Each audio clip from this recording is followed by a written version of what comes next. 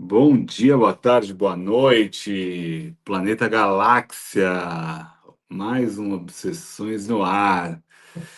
Tudo bem com vocês? Se vocês estão vindo pela primeira vez, eu sou o Vitor, estou com o Leandro, Antônio. O Obsessões já tem quantos anos? 6 anos já, eu acho, 5 anos, 6 anos, já estamos aqui sempre, episódio 228, então tem um oceano de episódios aí para trás e tomara que venha um oceano para frente também.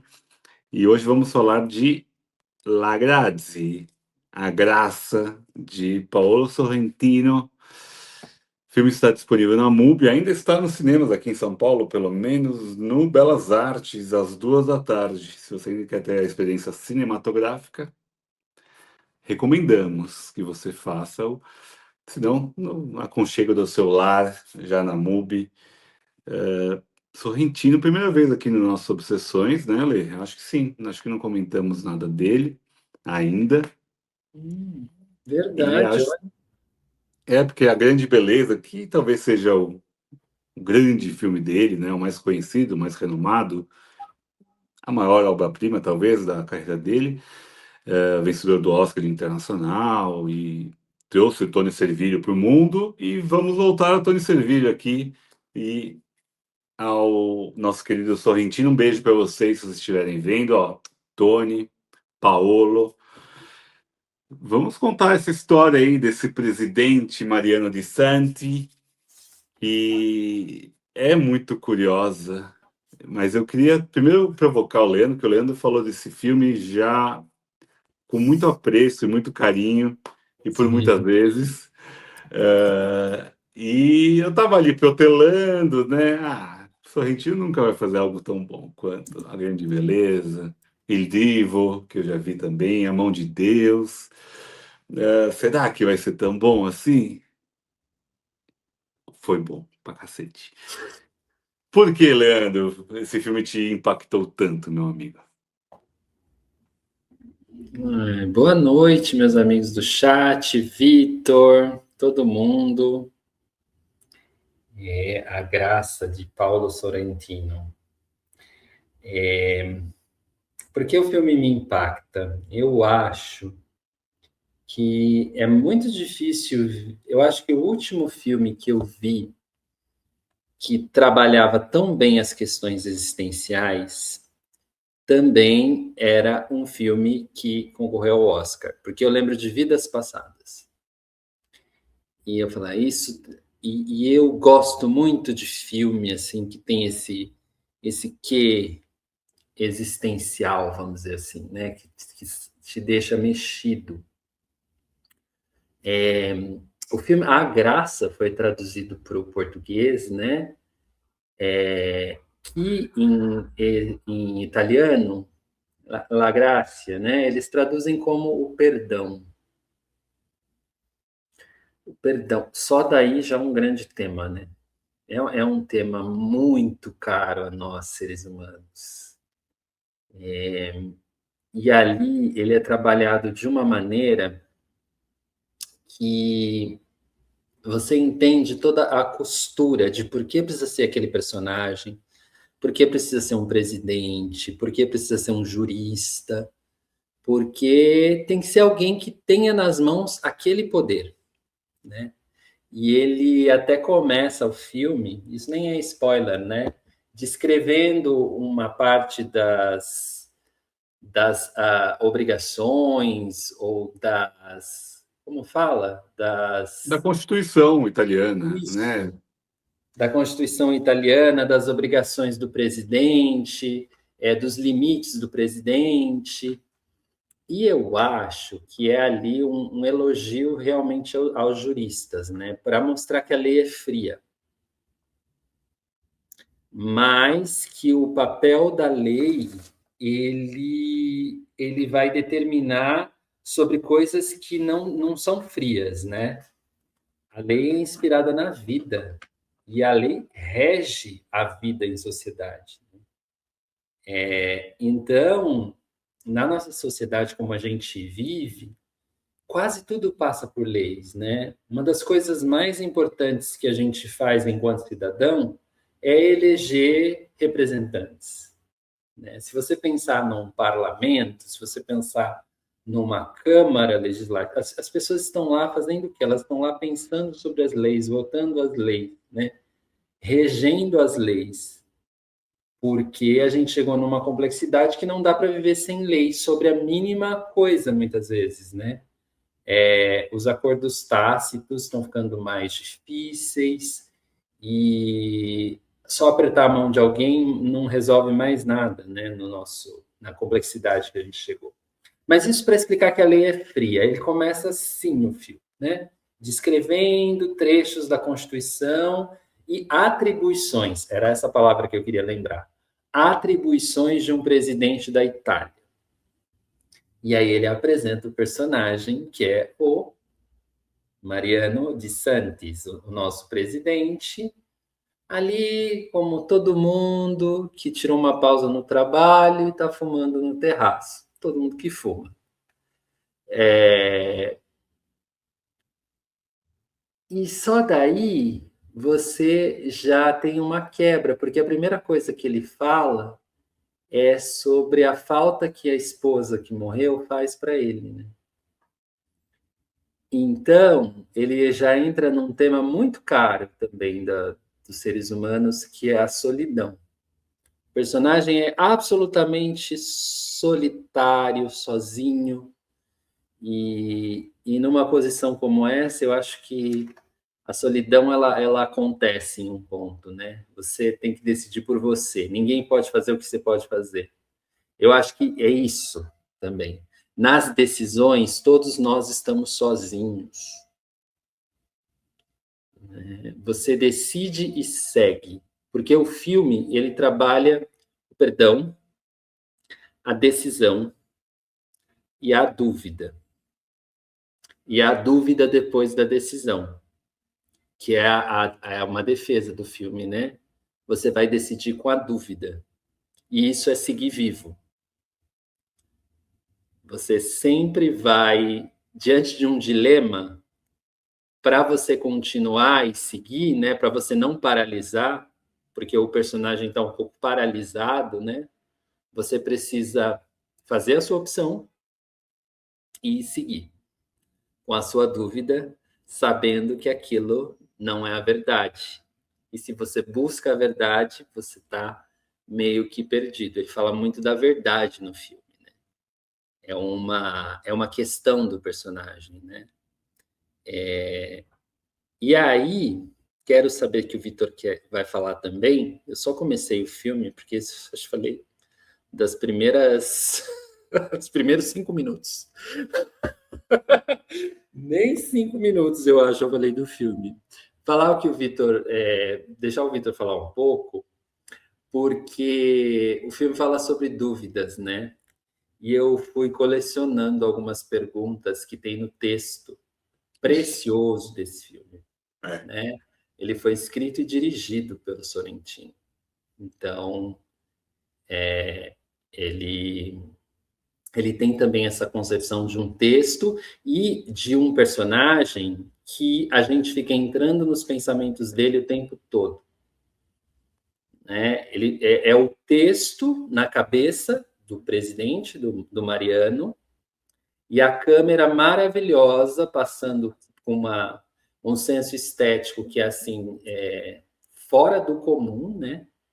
Fora do extraordinário, passando por Roma, pelos pensamentos daquele homem e você começando a conhecer de certa forma a alma daquele homem, né? Para sair daquela coisa fria que é a lei, o jurista e entrar no personagem. Mas fale, Vitor. Não, é muito complexo, né? Apesar de achar um filme bem contemplativo, né? Ele tem pontos ali bem de contemplação, que foge um pouquinho até do ritmo que o Sorrentino costuma colocar nos filmes dele, que costumam ser filmes muito ágeis, muito com muitas coisas, com muitos elementos acontecendo ao mesmo momento. Eu acho que aqui ainda tem, né? Porque acho que é a característica do cinema dele mesmo, de trazer trilha sonora fora do padrão, para o que se espera, é uma coisa que ele sempre fez. uma câmera que sempre movimenta ali de uma forma rápida, mas ele tem muitos momentos de contemplação. E acho que faz muito sentido para o personagem do Mariano, porque o Mariano é esse senhor de idade e que está se aproximando do seu findar de vida, que já é outra questão do filme, né? Para além dessas decisões do grande jurista, do presidente, dessa graça ou, né, desse perdão, ele também está ali no final do seu mandato. Então tem também esse findar do seu trabalho público, né? Além do seu findar da vida que está ali também próximo. Então eu acho que são as questões que são muito essenciais do humano. A busca pela verdade, busca pela justiça e que é uma coisa que a gente falou em Cabo do Medo de alguma forma, né? Só que aqui de forma formal, né? De questão de Estado. Então ele também tem a decisão sobre a eutanásia, que está colocado à mesa, né? Para ser o seu grande último ato público e como político. E tem a presença da filha, que também é uma jurista, que é como se fosse um grande braço direito dele ali. Só que é uma relação de babá, praticamente, que ela tem ali com ele, que cuida da comidinha, que cuida de ele não fumar tanto, porque ele já tem um problema pulmonar, e ao luto que ele vive da esposa, né? Ele se apresenta como um viúvo desde o começo. Só que essa dúvida também está nesse luto, porque há um grande, algo muito grandioso que ele não consegue conviver com uma dúvida do que aconteceu com o casamento dele 40 anos atrás, com a esposa, de uma possível traição, né, um possível adultério. Isso o amedronta, o assusta, é um fantasma que o acomete durante o filme todo. Então, são muitos elementos que ele consegue colocar no filme, e, a meu ver, de forma muito equilibrada, de forma de não deixar nenhum dos assuntos cair ou ser banal, um atrapalhar o outro. Eu acho que eles convivem muito bem e ele consegue fazer isso de uma forma bem formalista, mas também muito inteligente, de colocar o mesmo, todos os elementos, as mesmas dúvidas e as mesmas incertezas desse personagem que é muito pacato, muito ético. Ele tem algo que é raro aos políticos italianos, então eu acho que também já é até uma forma de mostrar. Pô, a gente passou por tanta corrupção, a gente passou por Berlusconi, agora a gente está passando por essa maluca que é a presidente atual.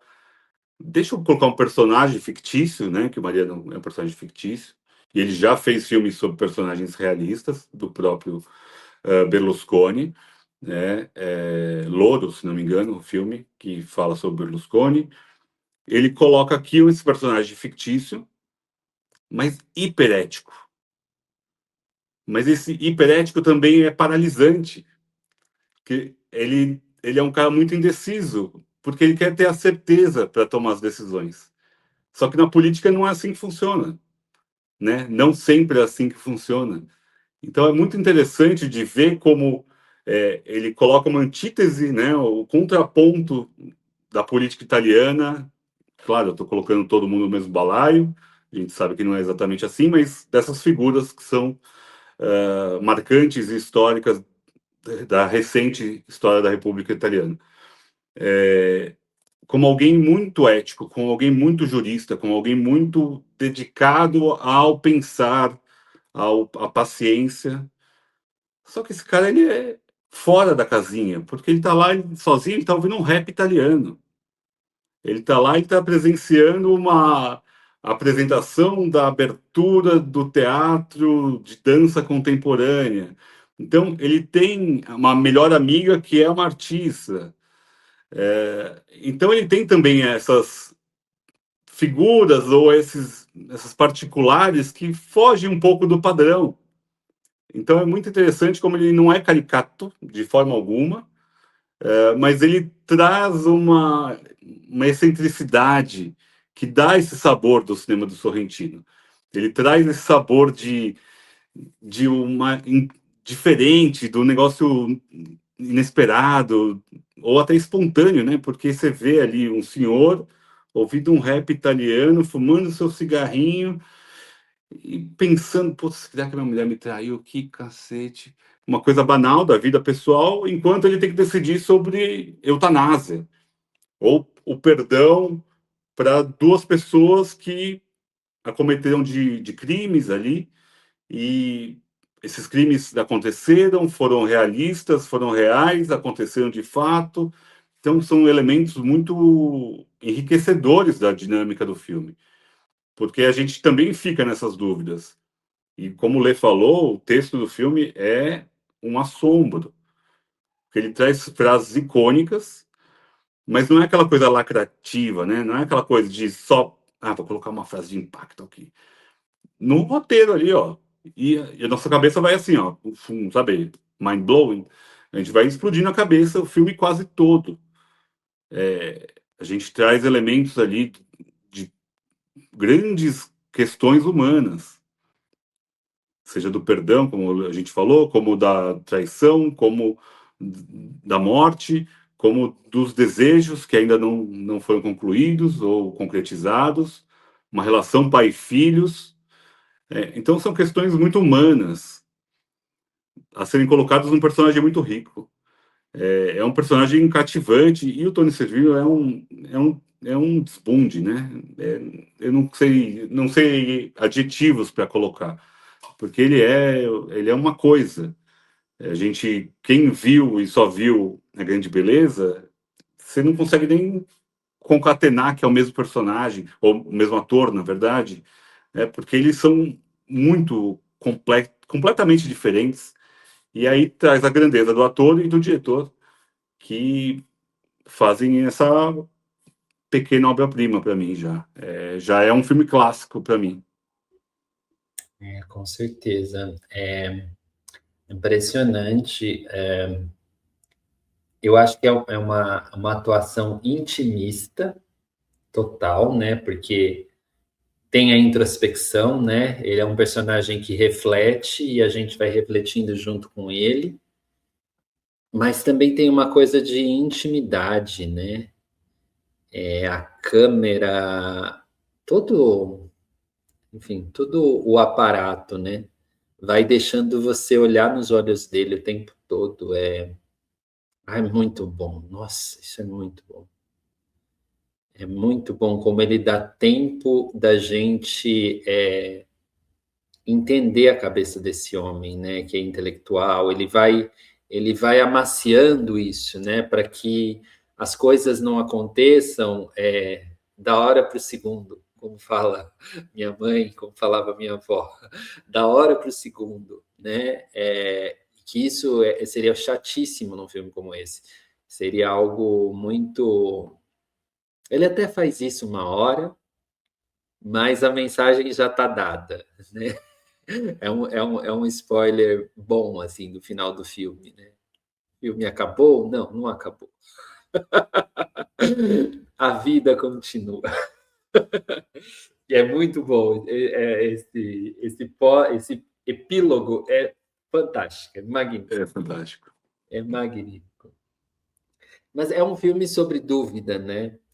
Sim. E eu assisti já algumas vezes. E numa das vezes, até uns 25, 30 minutos, eu anotei as perguntas que o filme coloca. Ixi, vamos pôr aí na E o roda. Vamos diálogo lá. dos personagens. Uma cena que é muito interessante é a cena em que ele encontra o Papa pela primeira vez, né? Maravilhoso. Porque aquele Papa é maravilhoso, né? Toda a construção do personagem e a quebra de expectativa para o que a gente tem da imagem de um Papa, né? Ele quebra a expectativa até o final da última cena. Mas o Papa, ele fala pro Mariano o seguinte, ele fala exatamente assim, que Deus suscita perguntas e evita, com cuidado, dar respostas, né?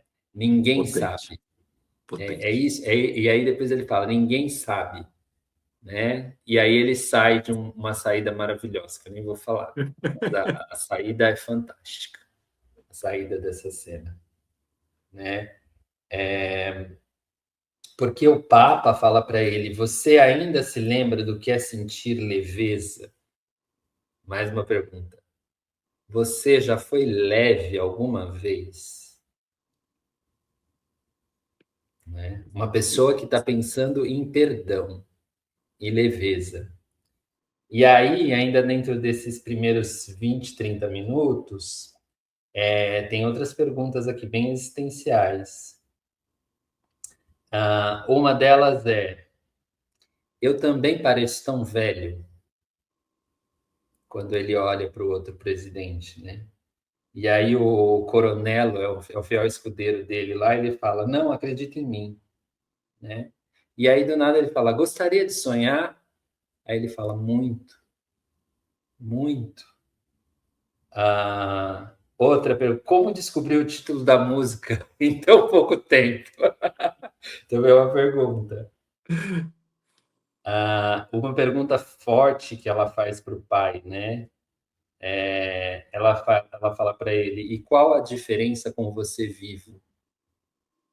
Uau. Porque ele fala que se ele estiver morto, ele vai só ficar na vida, só vai ficar perto dela sem interferir. Ela pergunta: e qual é a diferença com você vivo? Tapa na cara do pai. Né? Porque ela fala que o pai joga sempre no seguro. Né? Isso é É, uma coisa bem interessante. ele é paranoico pela verdade até para tomar decisão, como você falou, né? Tomar decisão é algo muito difícil para ele, né? Ele tem dificuldade de tomar decisões. Em sendo um presidente, isso é quase não combina, né? É. Eu vou a outras perguntas Vai que é lá. para explodir a cabeça também. O que, o que você entende por impossível? O que estará fazendo o engenheiro Jordano em sua cápsula espacial? Uau, tem essa questão, né? Né? Deixa eu ver se tem outro aqui. De quem são os nossos dias? Essa pergunta ela retoma no filme algumas vezes, né? Eu coloquei até na arte aqui do episódio essa pergunta. Sim. E mais para frente volta a pergunta do sonho, né? Numa cena muito bonita, né? Que a Coco, essa é uma amiga, melhor amiga dele, talvez. É, E ela pergunta: Você sonha? Aí ele fala: Não. Com que você gostaria de sonhar? Com a aurora? Aí ele fala: Com a ausência de gravidade. De uf, novo, o tema da leveza, né? O tema da é, leveza é muito, muito importante no filme. E eu acho que o tema da leveza é muito importante para o Sorrentino, inclusive. faz Né? sentido. Você vê muito isso nos trabalhos dele. Mas são os primeiros 20 minutos do filme. Ele joga todas essas perguntas, não joga essas perguntas, como o Vitor falou, aleatoriamente. Elas fazem parte do roteiro, fazem parte, eu acho que até da estética do filme, porque o filme tem uma montagem assim que é sensacional, né? Sensacional. Eu acho que às vezes, salvo a comparação estética mesmo, lembra um jeito do Wong Kar-wai de montar as coisas. Muito bom. Que as imagens não necessariamente elas estão combinando, mas elas vão te levando numa história, né? Elas vão te embalando. Porque às vezes ele quebra uma cena com uma imagem, sabe, um vídeo de 3, 4 segundos e volta para outra cena. Mas faz tanto sentido. Você fala, Faz. nossa, isso é tão bonito, por que ele fez isso? Porque realmente é um filme para ver mais de uma vez, né? Sem dúvida. É um filme que tem tantas essas perguntas, como você leu várias delas, e devem ter mais, é, que nos faz nos colocar, né, no lugar dele, né? Claro que não é essa questão da empatia besta, não é essa busca nem do filme, mas a gente consegue entender ele, né? É difícil em tão pouco tempo de filme, né? falando de duração mesmo, a gente já conseguir compreender quem é aquele personagem. Porque é uma apresentação de personagem já muito amplificada. E acho que até os planos muito abertos no começo ali, eles já dão essa visão de, olha, esse cara aqui, ele é complexo. Não cabe num close. A gente precisa de ter o espaço para ele andar, para ele refletir, para ele tomar tempo das decisões que precisam ser tomadas. E eu acho que a Doroteia, que é a filha, ela é quase uma força motriz dele, porque ela é muito do embate com ele, né? Ele precisa desse embate.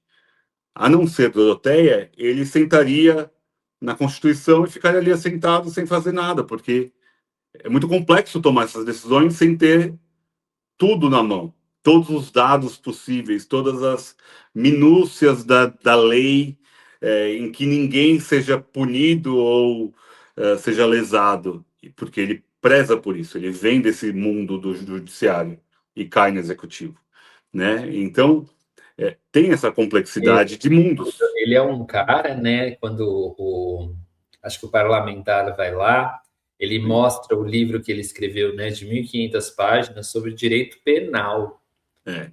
né? Ele é um especialista jurista em direito penal. Continua. Não, até por isso que essa questão do perdão é colocada no filme e é mais ou menos o que leva o filme até o fim, né? Porque ele é desse mundo, ele é do mundo penal. E essa questão, com essas duas dúvidas que aparecem no filme, referente aos perdões que ele precisa dar, o indulto, né? Que ele pode dar, não que ele precisa dar. Ele pode dar esses dois indultos. Um deles já tem até um chaveco ali de um parlamentar, e o outro é uma questão mais pessoal, até com a filha, né? Por uma mulher e tudo mais. Acho que não precisa nem entrar nos detalhes dos dois casos, mas eles são casos que pegam ele cada um de um lugar. Um por conta dessa proximidade desse parlamentar, que ele já meio que rejeita. Só que daí ele vai lá perguntar para o prefeito daquela cidade, como que, né, o que aconteceu aqui? Porque é uma cidadezinha pequenininha, e daí o prefeito até comete a heresia e falar, toda a cidade está a favor dele. Ele fez o que tinha que fazer, que pode remeter ao amor, sei lá, uma ideia do filme Amor, do Haneke. É, só que, exceto eu e a minha esposa, porque a minha esposa tem ela acha que não tá rolando, que não é exatamente isso, que ele tá atuando. E ele vai lá, ele pessoalmente, conversar com esse cara. E a primeira coisa que o cara fala é: eu sou um ator, né? Ou algo do tipo, eu estou atuando, você vai achar que eu estou atuando, então as coisas se pegam num jeito que ele, jurista, ele já fica com o pé atrás. Ele jamais vai aceitar juridicamente uma alegação tal qual foi feita. Referente a outro caso de perdão, a filha que vai, né? E a filha é muito impactada com o que aquela mulher diz. Porque, de fato, a Doroteia viveu para o pai. E ali ela tem uma mudança de rumo, né? Se o senhor está acabando aí, eu vou vazar. E isso é muito legal também, porque deixa ele no papel de solitário, de fato. Acho que a primeira vez que ele fica solitário, de fato, é naquele momento. Porque são decisões que ele não consegue tomar. E é lindamente colocada, infelizmente, né, claro, no papel do cavalo. Tem um cavalo agonizando e ele não consegue definir se ele precisa ou não ser abatido. Porque aí já mistura a ideia do perdão e da eutanásia que está sendo colocado e estudado pela própria filha, é, longamente, com um texto gigantesco, para ser aprovado para a Itália ter o direito à eutanásia. Então são elementos alegóricos que ele coloca no filme que dão muito peso para essa decisão e para a gente entender desse personagem. Não que a gente precise entender os filmes, não que a gente precise entender as motivações, não que a gente... o cinema não é feito para isso. Mas a gente consegue. Isso é muito difícil. É muito difícil você olhar do Mariano e conseguir entender a dificuldade dele tomar essas decisões. De conseguir entender por que, que ele é tão reticente e por que, que ele precisa de uma babá como a filha. Por que ele precisa saber o que a Aurora fez com ele. Ele está parado há 40 anos nessa dúvida. E ele não consegue tomar uma decisão para a sua própria vida. Ele não consegue decidir se ele pode ou não ter um novo amor. E quando ele é flertado pela condessa ou alguma coisa da Lituânia, ele não tem reação. Porque ele é um homem cortejado e ele não sabe exatamente nem o porquê e nem o que fazer com isso. Porque ele está preso ainda nesse casamento que já estava falido, mas que a viuvez o fez estagnar. Tal qual uma lei que não tem, que ainda faltam alguns capítulos para ser mais direta, correta e que ninguém se fira. Então é muito difícil entender tudo isso na cabeça dele. Talvez a gente, nos dias atuais, ou a própria filha, ela não consegue imaginar o porquê que ele demora tanto.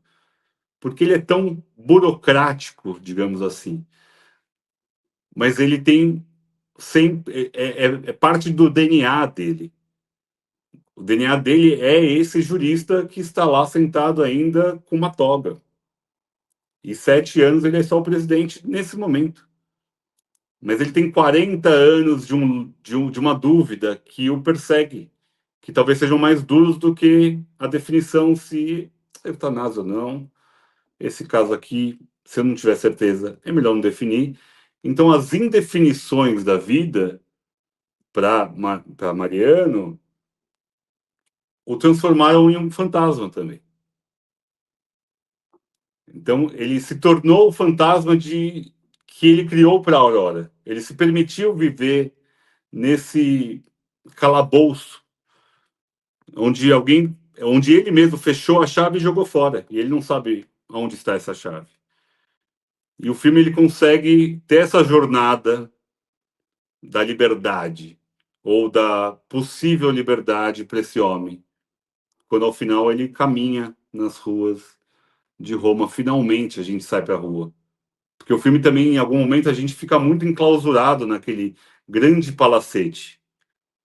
Então a gente consegue sentir por que ele sobe até o terraço para fumar um cigarro e olhar a cidade de cima. Ele precisa de um ar para respirar. Como se fosse uma princesa presa no castelo que abre a janela, mas ele não pode sair da torre. E ao momento que ele sai da torre, a gente consegue respirar junto com ele, de olhar as pessoas e enxergar. E isso é o que um político faria o tempo todo, estar na rua, cortejar a população. A hora que ele senta-se junto com as outras pessoas para inquirir lá a pessoa que está para ser perdoada, as pessoas olham para ele assim, como se ele fosse um totem, como se ele fosse, sei lá, um zumbi, porque ninguém sabe, porque é o presidente, mas o que ele está fazendo aqui é fora da normalidade, da naturalidade. Ele não usa disso para ser maior ou melhor ou estar acima dos outros. Mas ele está tão descolado desse mundo Uhum. porque ele tá colado nas palavras, não na realidade do povo. Então isso é muito interessante de mostrar como populistas dominaram a Itália historicamente nos últimos anos e ainda dominam com Meloni. E agora a gente vê um cara que é muito erudito, mas também muito humano. Muito. Ele se permite ser esse cara vulnerável ou ser criticado. Ele não busca a aprovação do povo. Ele não, eu não consigo imaginar um presidente tal qual Mariano, olhando hoje em dia num planeta Terra. Não existe ninguém nesse perfil. E isso é muito interessante de enxergar, porque o que seria melhor? Alguém totalmente correto, honesto, claro que buscaremos isso sempre, mas muito impessoal, ou alguém que seja populista, que bata de frente com o Congresso, que faça seus acordos e conchavos, porque isso é a política, né? É o encontro. E ele não vai tanto ao encontro, ele fica lá no seu palacete, sentadinho. Então é muito complexo. Eu falei tudo isso para falar que é muito complexo de ter um personagem tão interessante quanto é o Tony, ou Mariano, no caso. Falei muito, Leandro. Me corta, por Não, favor. falou muito bem, falou muito bem. Eu acho que é justamente para mostrar humanidade, solidão, né? Agenda, protocolo, e não para, eu acho que não para defender um político, um presidente, sabe?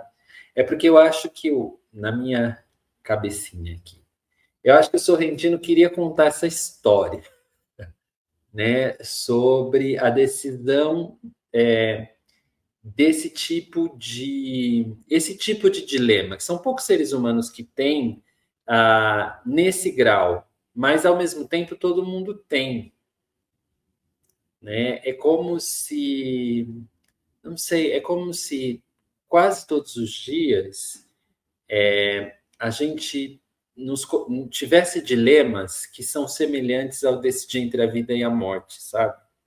Eu acho que algumas pessoas passam por isso, ou passam pela sensação disso. E eu acho que é por isso que o filme toca tanto. Para além do aspecto estético, que é maravilhoso, como o Sorrentino usa em outros filmes, é um filme que assim ele está cheio de metáforas visuais. E para quem gosta, vulgo eu adoro, acho maravilhoso. Acho maravilhoso ele colocar essas metáforas, seja do cavalo, seja do sonho, do nevoeiro, né, da neblina. Ele vai criando imagens belíssimas para o seu inconsciente, assim, e que se ligam muito bem com todo esse texto que ele está colocando, com todos esses personagens que estão ali convivendo, e que são todos, assim, muito ricos, muito ricos.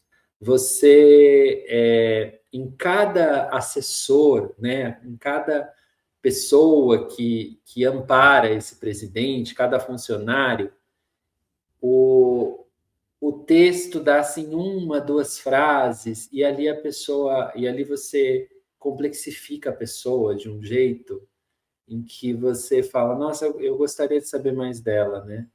Só quando ela diz tchau para o presidente, quando ele está dando o último adeus lá ao palácio, por exemplo, né? Que as pessoas se mostram, ou quando ele está entregando uma medalha, uma honra ao mérito ali, e, e as pessoas se olham, né? Eu acho muito, muito lindo, todo o filme. E aí eu acho que tem tem duas coisas bem importantes, assim, né?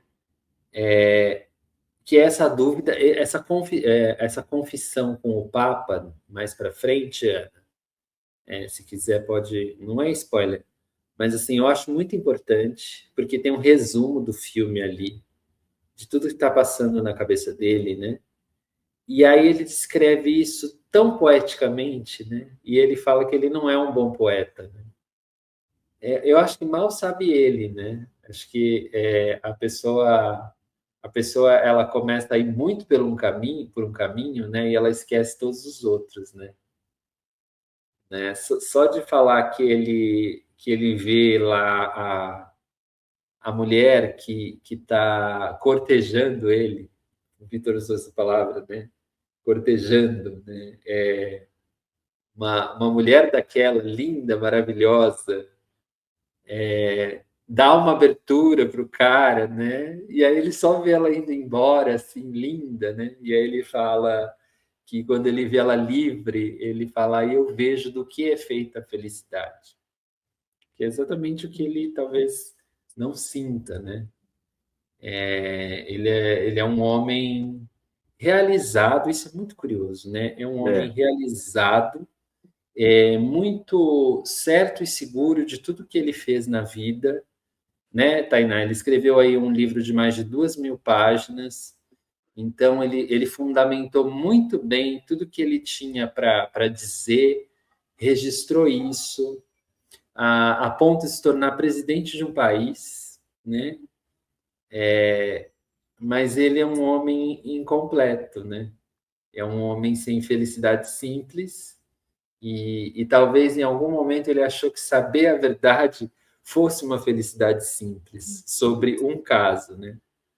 Tanto que a moral bem entre aspas, do filme é que ele nunca vai saber, né? Então ele tem que parar de dar um pouco, tem que parar e dar menos importância à verdade para seguir vivendo. Leve, porque outra metáfora do filme é a leveza, né?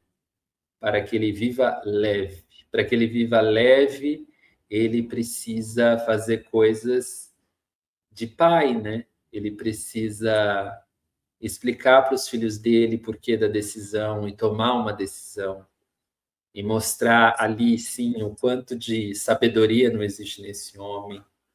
Ele precisa ouvir a música que o filho dele está compondo e saber disso e poder finalmente sonhar com essa ausência de gravidade, né?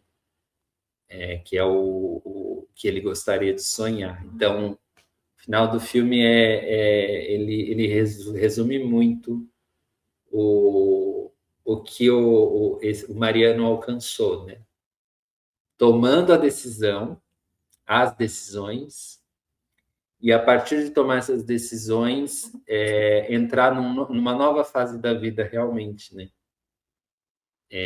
E é lindo demais, é lindo demais. bonito E- demais, Ele passa a né? gozar a vida tardiamente, né, de alguma forma, E parece. você acha que ele perdoa a Coco? Não dá um spoiler, Vitor, mas você acha que ele perdoa a Coco no final? Porque aquele final, assim, ele olhando assim, com aquela, sabe, cara de velho ranzinza, tomando. Não vou falar. É, e aí eu falo assim, ai, ele não perdoou. Todo esse discurso de perdão e ele não conseguiu esse, será? Eu acho que ele ainda tem dúvida se foi aquilo mesmo ou não. Eu acho que tem isso, sabe? Eu acho que ele não tem a certeza, de fato. Sim, Ele talvez ou ele não queira crer. E eu acho que isso faz muito sentido para o personagem dele, porque mesmo a verdade, ela não é nada absoluto em nenhum dos casos.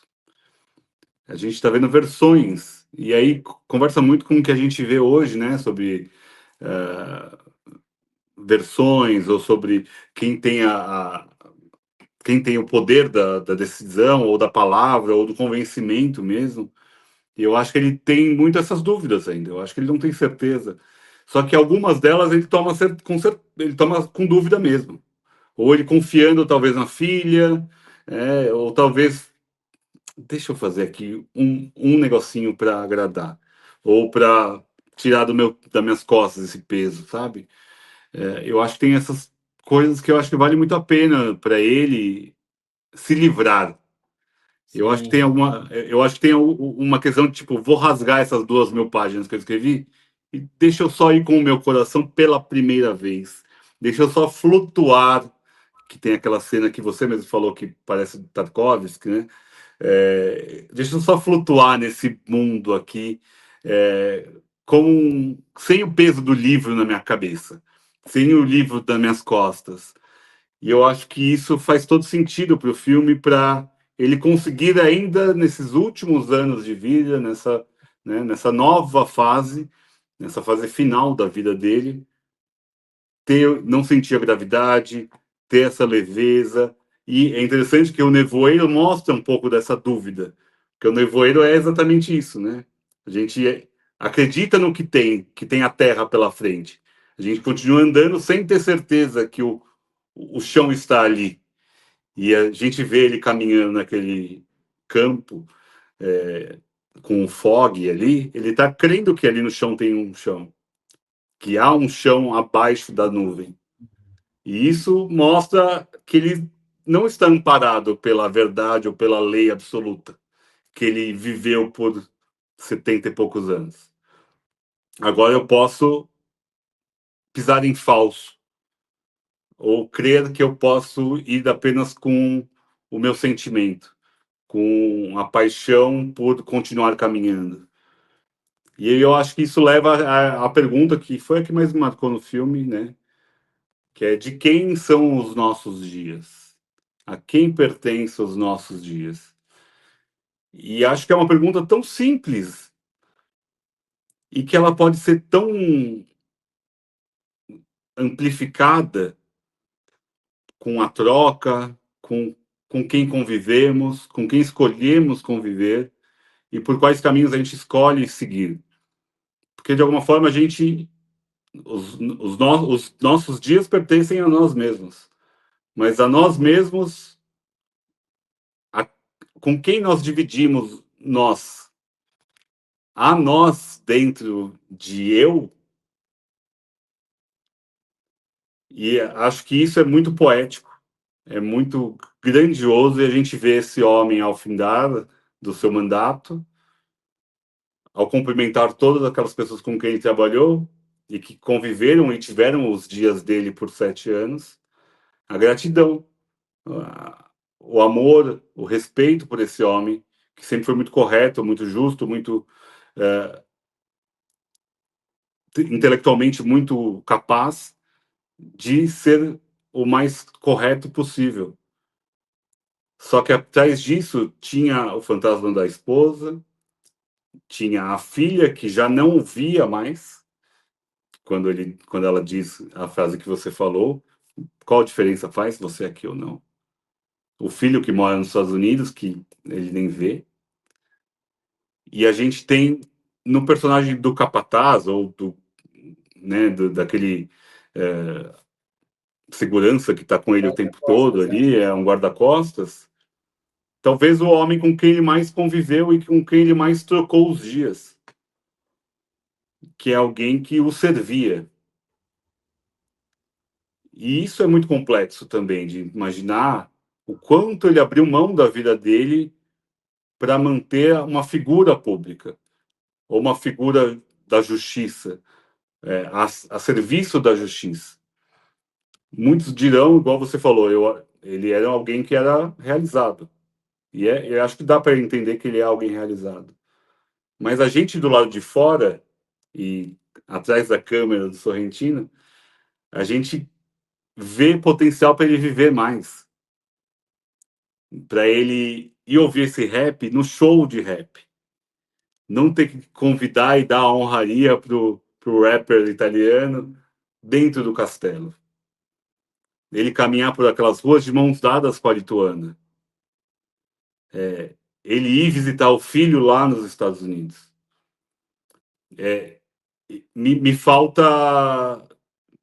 Eu sinto vontade de empurrar ele para seguir a vida. Vai viver, cacete, vai. Pelo amor de Deus, você tem tudo na mão, mas você está preso dentro do fantasma, dessa dúvida da traição da mulher. E como a gente. E daí acho que vem a questão do perdão, que você perguntou da Coco, mas acho que talvez o perdão seja para Aurora, não exatamente para Coco. Talvez ele não consiga conviver com essa. O Leandro caiu, mas ele volta, gente. Talvez ele não consiga conviver com essa incerteza, com essa vida que o machucou tanto, e essa dúvida que o cutucou tanto, por tanto tempo. E isso é muito bonito de se imaginar, bonito e triste, né? De alguma forma, eu acho triste ver pessoas desperdiçando a própria vida, quando poderiam ter tudo e ser tudo e conviver com muitas coisas e muitas vidas. É um filme que tem imagens tão lindas, com cenas icônicas, inesquecíveis. Deixa eu ler aqui, tá. Mas a perdoar, mais do que perdoar, a Aurora de Santos quer deixar de duvidar sobre o valor do perdão próprio. Perfeito, tá? É muito isso, ele ficou preso dentro do personagem que ele construiu para a vida dele, né? Ele viveu essa máscara que aos poucos a gente consegue ver que tem mais vida. E acho que o rapper é o mais emblemático disso, porque até um alívio cômico do filme, ele consegue ser divertido nesse momento do rapper e da quebra da expectativa. Você imagina um palacete daquele na Itália, o cara vai ficar ouvindo ópera, né? Ele coloca ali numa vitrola e ouve um rapper italiano cantando as maiores atrocidades e barbaridades que rappers cantam. E a cena do Tony recitando a música eu não vou esquecer jamais. É algo que ficou emblemático ali para mim, até da versatilidade do Tony Servillo, mas também dessa vida que está ali presa, aprisionada dentro desse presidente, ou desse cargo, ou desse homem, desse idoso, desse viúvo, que são caixinhas aos quais ele se colocou durante o resto da vida, né? Durante toda a sua vida, na verdade. Estamos sem Leandro, o Leandro deve ter capotado, a internet em Osasco não deve estar boa, mas a gente continua por aqui. Mais alguém aí no chat para comentar? Quem viu aqui? Agradecendo já a presença, Ana, tá, claro. Eu vi o Emerson passou por aqui. E é isso por enquanto. Vamos aguardar mais um pouquinho o Leandro voltar, mas eu acho que vale a pena essa questão. Vocês aí do chat, de quem é a- o tempo de vocês? A Tainá chorou com a cena do guarda-roupa. É, ele falando, né? Também tem isso, né? Uma entrevistadora da Vogue ou alguma revista semelhante queria fazer uma grande entrevista com ele sobre como se veste o presidente fora dos ternos e tudo mais. E ali, ao passear pelo closet da esposa falecida, ele flutua também ali, né? Ele também flutua um desejo por essa mulher, por essa projeção de esposa que já não há mais, né? Eu acho isso também muito, muito lindo mesmo, tá? Muito bem colocado. Vamos ver, Leandrinho, ainda nada. Eu vou falar a cena, então, que a gente já está encaminhando aqui para o final. Mas tem muitas cenas boas que me pegaram, assim, além do desbunde visual, que o Sorrentino é craque, até é interessante ver, porque eu acho que os filmes deles têm, como eu falei lá no começo, tem uma freneticidade complexa. E esse talvez seja uma quebra de padrão mesmo. Voltamos com o Leandro, que coisa boa. O Leandro Acabou a flutuou e luz voou. aqui, acabou a luz. Que E bom que também eu você estava voltou. mandando mensagem no celular, mas Ah, que agora bom. Voltou. voltamos.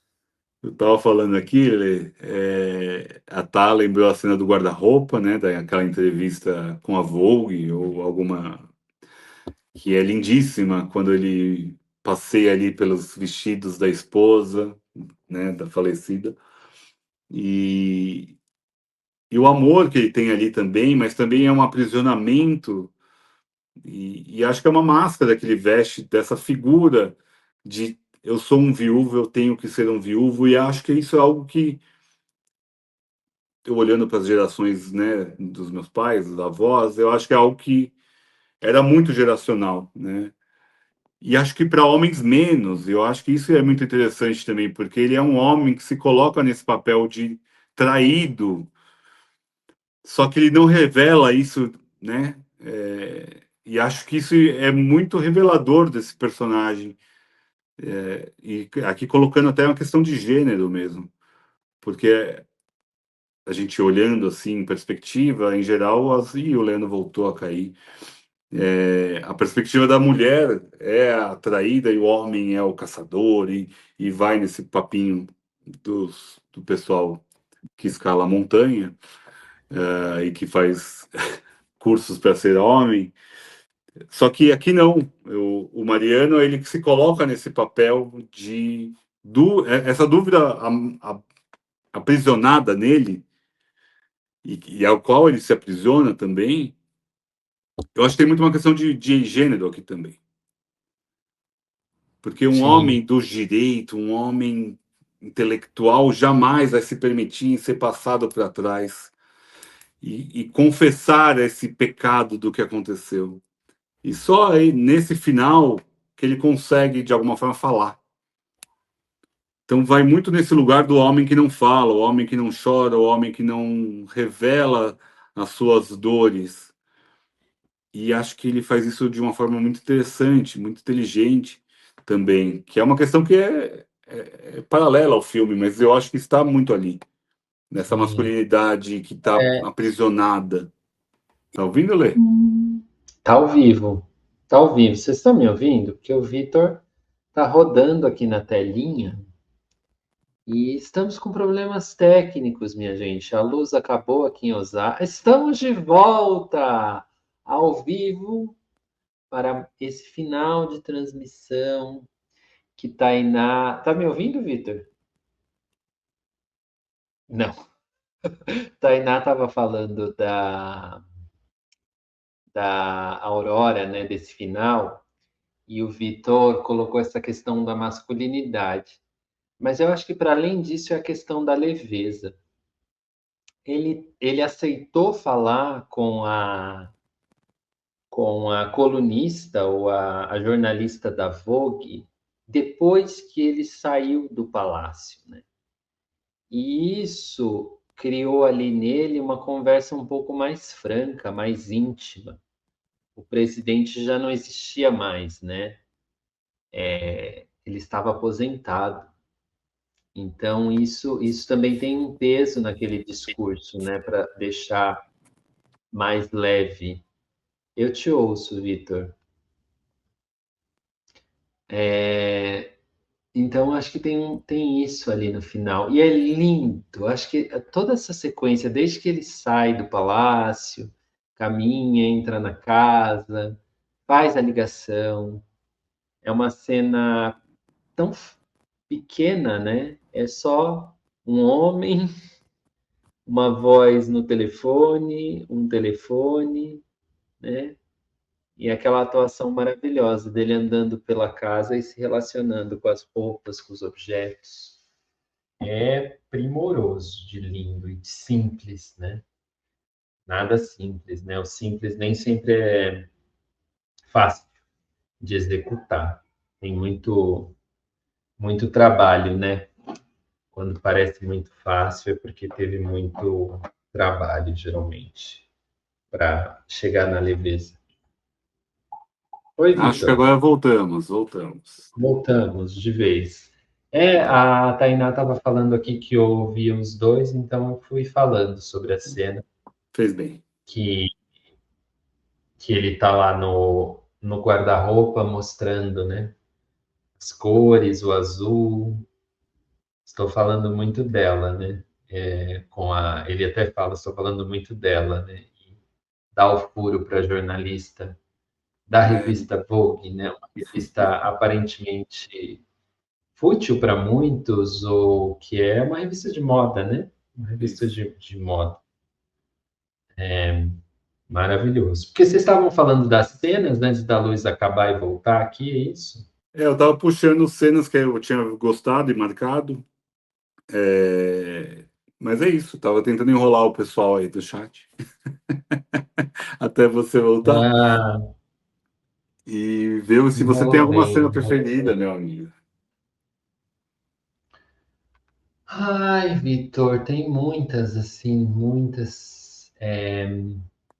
Como imagem, muitas vezes, mas eu gosto muito da cena em que os dois estão no carro. eu acho aquilo muito lindo. A Coco e o Mariano, Hum, depois que eles saem do Teatro do Scala de Milão, aquilo é muito lindo, faz chorar, assim, faz chorar. mas, Porque, é muito bom, os dois ali estão muito bons. então, É rápido, é uma coisa de. São gestos deles ali, os olhares, num carro escuro ainda, né? A luz está baixa, mas você percebe toda a atmosfera, toda a emoção é passada ali, né? E eu também amo a conversa dele com os filhos no computador no final. puta lindo. Amo aquilo, amo. Acho que é aquela coisa, né? Talvez ao vivo eles não conseguissem aqueles três ali, aquele filho, aquela filha, aquele pai, eles não conseguissem demonstrar aquele afeto assim, né? Precisava de uma certa distância da tela. E a expressão que ele faz quando o filho pede para ele, né, para escutar a música, é uma Sim. coisa assim fora do comum, assim, e que liga muito bem com a outra cena, né, que já é a metáfora, né, do sonho. Então, é muito lindo aquilo. Eu amo a cena do presidente de Portugal também, Ah, eu ia falar ela. porque ela aquela vale a pena ver no cinema, porque o som é tão bom. Sons do filme do Sorrentino geralmente são incríveis, né? Não, Mas o som desse filme é absolutamente bom, assim. Bom. E ali tem o som e mostra uma Europa, é a metáfora da Europa, né? De tantos países que estão assim, nossa, será que eu estou tão velho, decadente, né? Tropeçando e se enrolando em toda a pompa, circunstância, tapete vermelho, né? Não resistindo a uma chuva, né? Não consegue, numa mínima chuva, caminhar com dignidade. essa Então, cena é aquilo é muito muito boa. bom. É. Plástica, linda, linda, linda. A cena do astronauta também é linda, linda. Ele olhando a tela ali e depois ele falando, um astronauta chora e logo depois ele ri. Contemplação. Contemplação. É muito bonito aquilo. É É, muito... o A Aurora, filme, os sonhos com a Aurora são lindos. Que vai falar? O filme é impecável. As é, imagens de Roma são maravilhosas.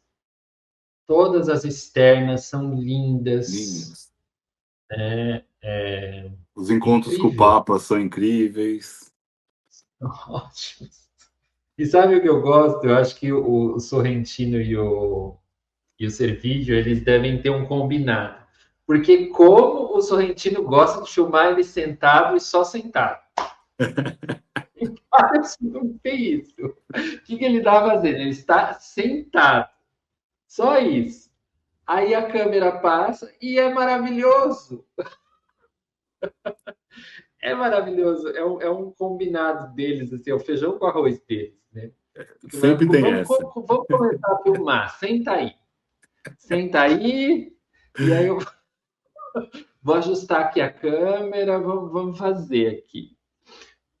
Lógico que não é assim, né? Não é uma conversa de dois, são centenas ali envolvidos para o negócio acontecer. Mas dá para colecionar, assim, sabe? Fazer uma seguidinha do Servilho sentado e o Sorrentino filmando E é uma dupla para maravilhosa, vender né? seu pai. Que dupla, né? Que Sevilha é tipo a musa do Sorrentino, né? Porque ele tá em vários filmes dele. E sempre com esse destaque, com essa grandiosidade de atuação. É, é Presença, né? é isso, Ele né? tem presença, é Tem. impressionante. E Por deixa isso que ele pode marca, ser né? filmado sentado e acontecer tudo, porque É. ele tem presença, né? Ele é marcante, ele Nossa, cria personagens marcantes, ele fica marcante na tela, né?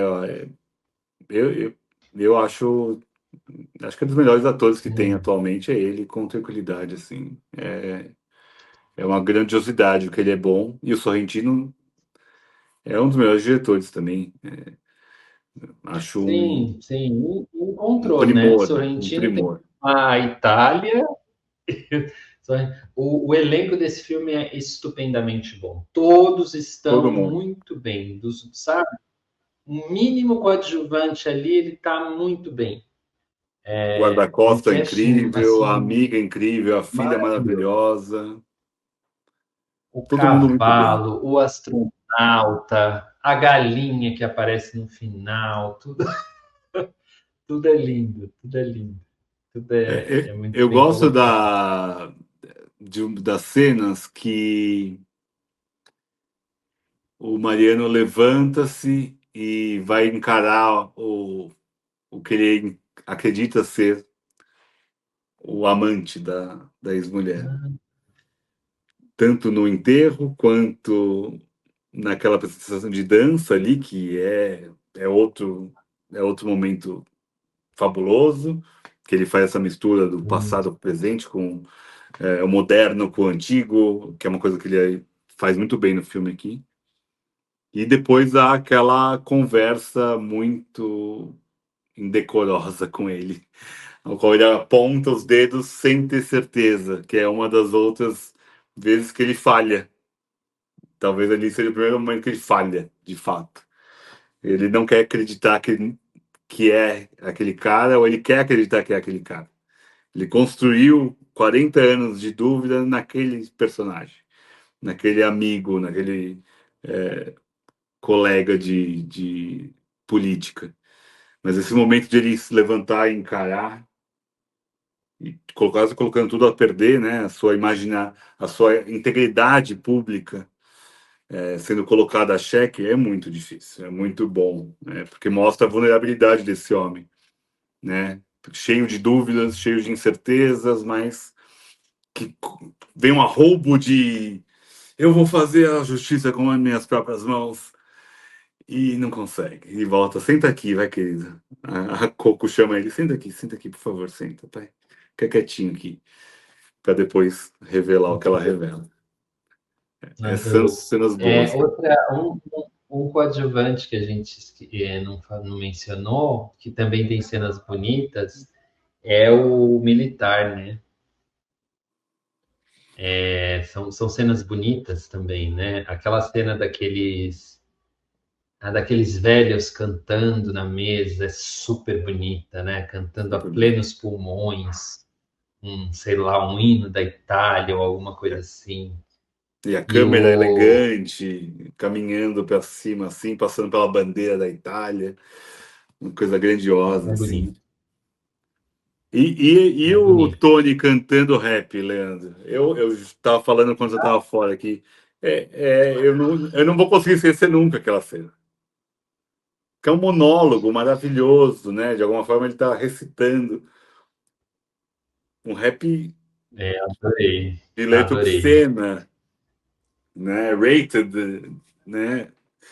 E ele consegue fazer aquilo como se ele estivesse declamando uma poesia, um cântico, uma ópera, e ele faz aquilo brilhantemente. E que versatilidade esse ator. Puta que pariu. Muito bonito, assim, muito bonito. Porque não tem essa coisa de o rap como a poesia que é, né? Não tem o estilo, né, esperado para a coisa, Quebra, né? quebra a expectativa. É um exercício legal ver pessoas que não são do rap até cantando rap, né? É muito bom. Porque tem um outro pique, acho que eu já vi alguém assim, não sei se foi Maria Rita ou o quê, mas é uma coisa interessante, sabe? Porque a pessoa imprime uma personalidade ali, mas ela não é do rolê, né? Ela não Não é? tem o. Alguns vão até criticar, porque, enfim, não tem um lugar para dizer isso e tal, mas eu acho muito bonita a cena. é muito interessante também. É, Ver o valor que ele deu para essa música, né? O cara lá, o rapper recebeu a condecoração no final e tava lá com a galera dele e tal lá, e era maravilhoso, isso. Ele maravilhoso, estava maravilhoso. felizão, felizão de estar, do presidente ter reconhecido o trabalho dele. Ah, as cenas do cavalo também são incríveis. O filme é impecável, gente. A gente pode falar o filme inteiro aqui, nas melhores cenas, porque não dá para fugir. Não tem nada feio no filme, não tem nada fora da mão e acho que nada é exagerado, nada é fora da necessidade. Não é só um exercício estilístico, ou só uma demonstração de capacidade do Sorrentino.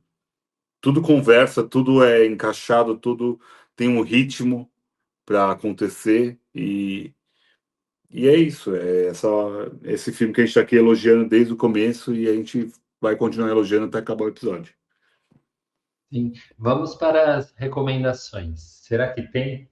Eu não pensei em Temos, nada. claro que tem. Tem muitos temas, né? Tem muitos temas. A gente pode ir longe aqui. Ai, se você gostou de A Graça, o que você recomenda, Leandro Antônio? Eu não sei, fala um aí que eu talvez lembre de um. Eu nem pensei, não pensei no assunto. Eu vou trazer um Dos, dos- óbvio que o Leandro vai falar. Ah, era óbvio que o Vitor ia falar.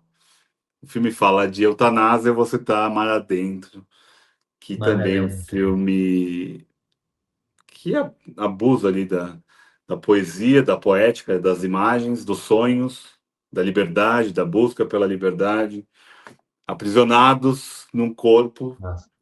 diferente do nosso É, Mariano, que está meu, aprisionado no. eu me arrepio só de lembrar desse filme. Me dá um negócio assim, Eu acho do Mar Adentro. impecável. Alejandro Amenábar, Javier Bardem, maravilhoso. É a história real do primeiro espanhol que entrou contra o Estado para ter direito à morte, né? Para ter o direito à eutanásia. Ele que estava pescoço para baixo, sem movimentos. É lindíssimo. Eu amo esse Hum, filme. é maravilhoso. Maravilhoso. Um filme que nos acompanha há muito tempo, né? Bastante tempo. Então eu vou nessa linha da eutanásia e é um filme que vem na cabeça também fácil, né? Que é As Invasões Bárbaras, do Dennis Arcand, Outro que segue nossa né? vida, nossa história. Sim, sim. Temos episódio Mateus, nesse podcast saudade, desse filme. Temos episódio. O Matheus já tem. Moisés ainda conosco. Foi maravilhoso. As Invasões Bárbaras, Dennis Muito bem Arcand. Filme lembrado. lindo para rever qualquer hora aí. Vale a É, pena. amei a lembrança. Ótima lembrança. Eu vou trazer um aqui que são três. É a trilogia da Justiça, da Maria Augusta Ramos, que é Justiça, Juízo, Morro dos Prazeres. É uma trilogia que a Maria vai para os depoimentos, né, dos jovens infratores brasileiros, e cada um abordando um ponto de vista, né, um das crianças infratoras, um do juizado, outro dos promotores, e é uma trilogia muito dura de ser vista, né, de uma realidade muito complexa, de um Brasil tão cindido de diferenças e divergências sociais, é, raciais, muito explorados aqui pela Maria. E, a meu ver, são três obras-primas para falar sobre o direito brasileiro e sobre as condições ao qual os pobres, os pretos, os imigrantes, os desvalidos, desfavorecidos são tratados pela justiça. São filmes que machucam de ver um país como somos, nua e crua. São ótimos documentários. Merecem ser vistos. Estavam na Netflix até algum tempo, não sei se ainda estão, os três. Juízo, Justiça e Morro dos Prazeres. Essa trilogia da Justiça, da Maria Augusta Ramos.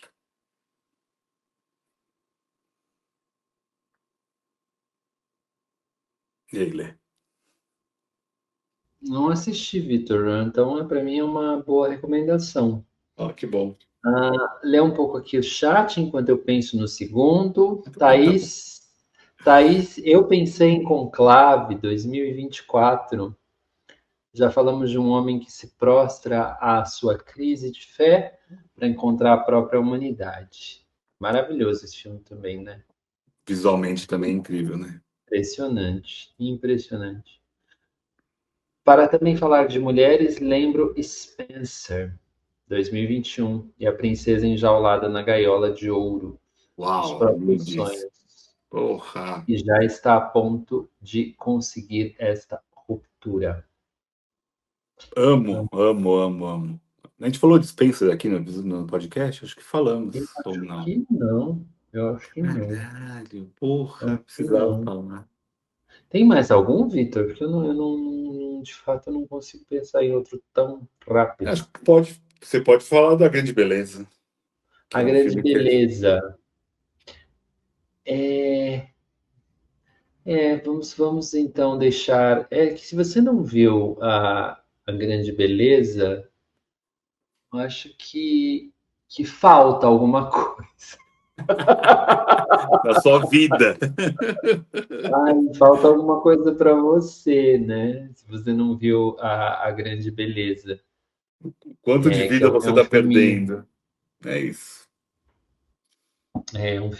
que sim, sim, tem que estar aí entre os filmes vistos, e é uma recomendação sempre, né? Pô,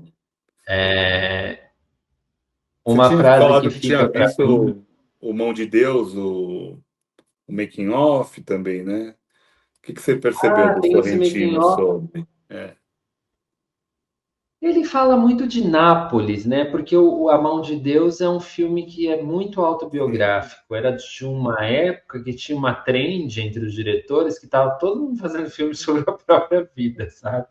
Era O Roma, Almodóvar fez, Spielberg fez, o aí Cuarón fez com o Roma, Sorrentino fez, é, o Arão fez. Vou Inharritu falar um pouquinho fez, é de isso.